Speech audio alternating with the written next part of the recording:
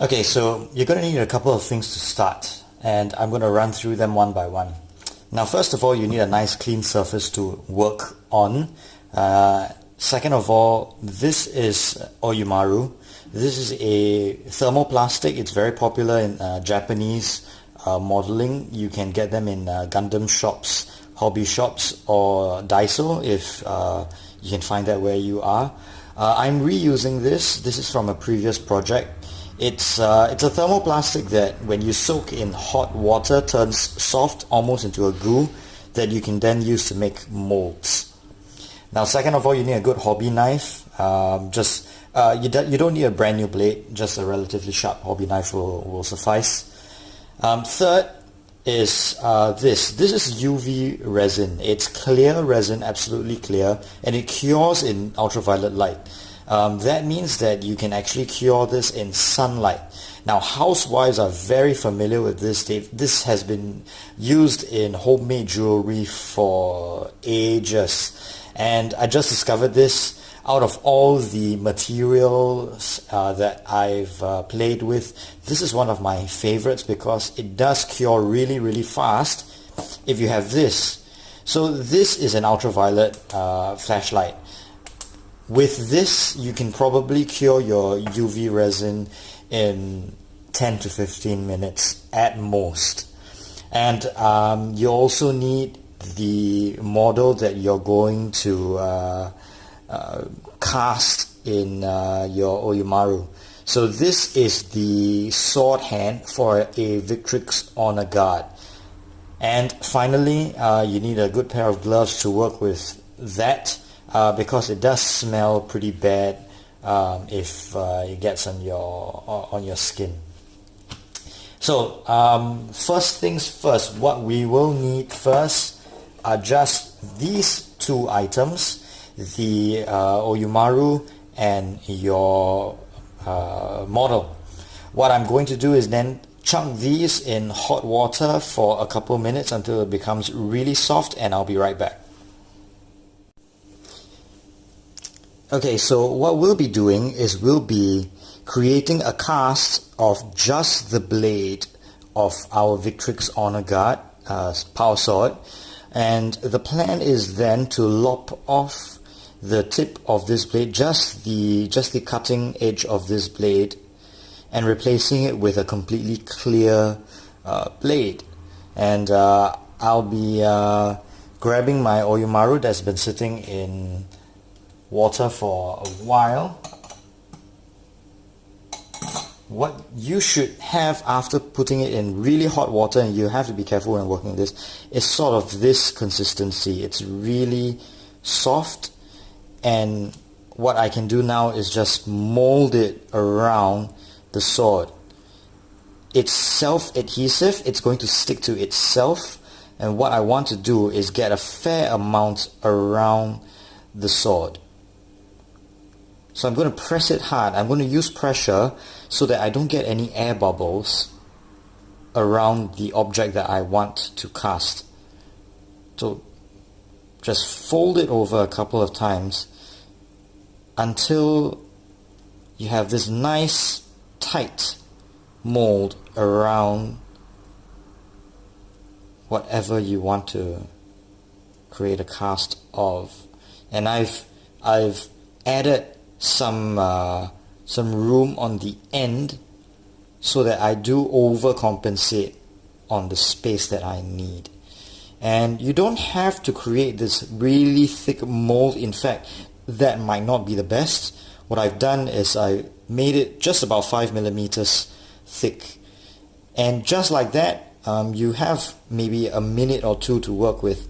And just like that, now it's starting to harden. So I'm going to give it a couple more minutes to harden, and then I'll be able to remove the sword from this cast. Now, one thing that I didn't mention earlier, it's very, very important to have a transparent block of this. Why will become apparent when I start to put this on UV light. Some of the other tints actually do block UV light, and at the end of the day it doesn't cure the resin inside.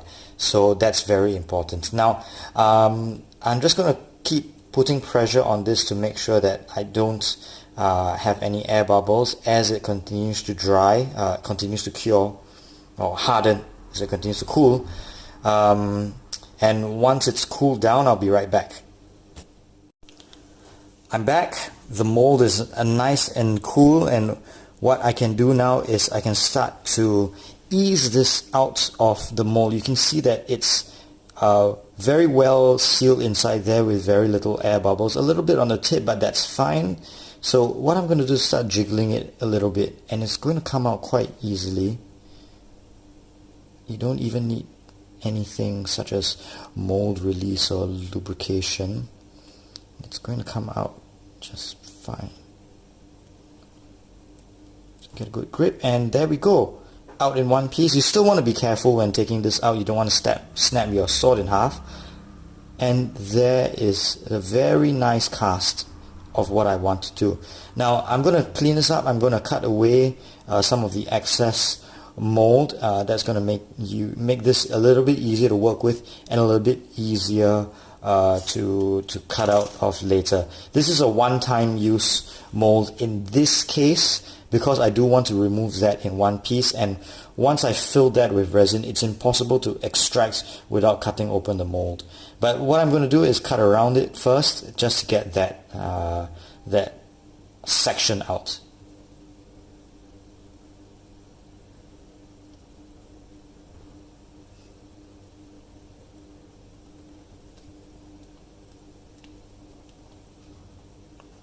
You'll see that this thing, once cooled, provides sort of a almost rubbery consistency. It's really a joy to work with. I think the combination of Oimaru and UV curing resin is probably one of my favorite ways to work. So there we have our cast, and what I want to do now is I want to take my hobby knife and I want to just cut in so that I do have an air channel from the tip of the blade to the outside of the mold. And the reason for that is so that when I start filling it up with resin, I don't get air bubbles on the inside. There is a channel for the air to escape. So what I've done is I've just cut it in there, and that gap with the thickness of my blade is just enough for air to escape, but not so thick that the resin will be able to leak out. So what I've done now is I've laid out some paper, and I've got my cast right there. You can see beautiful sword. And what I want to do is take this UV resin, and if you get it like this, you'll see that it's got a pretty small nozzle that it's going to help you fill that mold. So you want to wear gloves for this. It is toxic, it's not very good for you, so I would recommend wearing gloves for this process. Now I'm just going to stick that nozzle up inside there and give it a good squeeze until everything's filled up. You can see it start to fill in. It's very obvious that the mold is filling up all the way down to the tip of my mold. I'm going to have to give it a little bit of pressure just to fill that last bit in.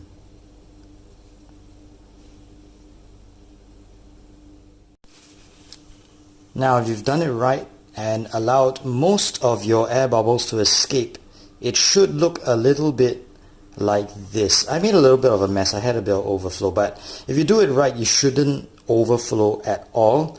Now I have a couple of air bubbles in there, but I think those would be acceptable. I will run this again just to show you how it's done in a perfect scenario.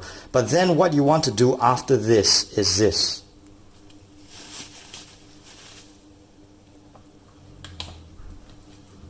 Now with my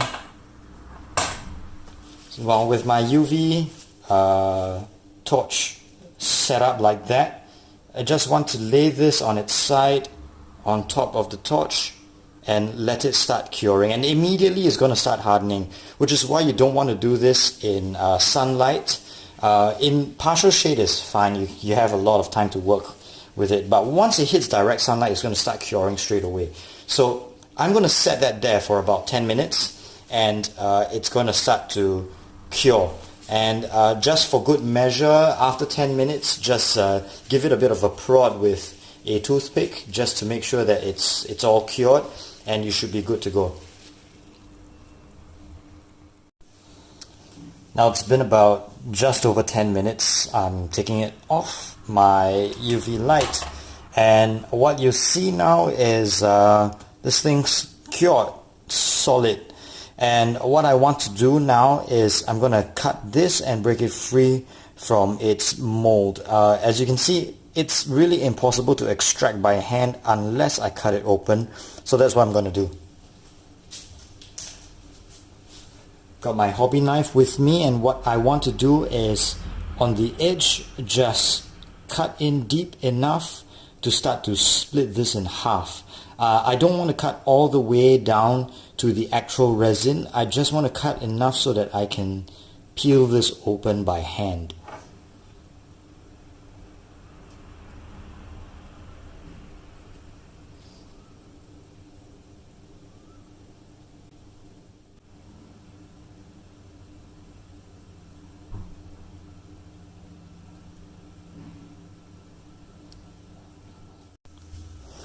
And there we have it, the power saw removed from its plastic mold. Not my proudest attempt, I have to say. It does have a fair amount of bubbles in it. I am not very happy with what I have. Now here's what I've done from a previous attempt, and you see that this is a much better example of the power saw. It just has one huge bubble on the end, but I can work with that. And you even see that the impure aquila on the base actually came out pretty nice, even though I am going to cut all that away and just use the blade.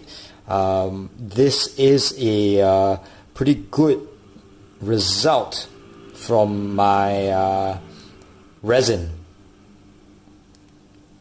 So as you can see, it's not that difficult to cast little parts, and this doesn't go to waste. I can chuck this back in hot water and reuse it, roll it back up into a ball and use it for the next time. So thank you all for watching this, and remember to stay tuned for the next part where I light this up and attach it to my Victrix honor guard.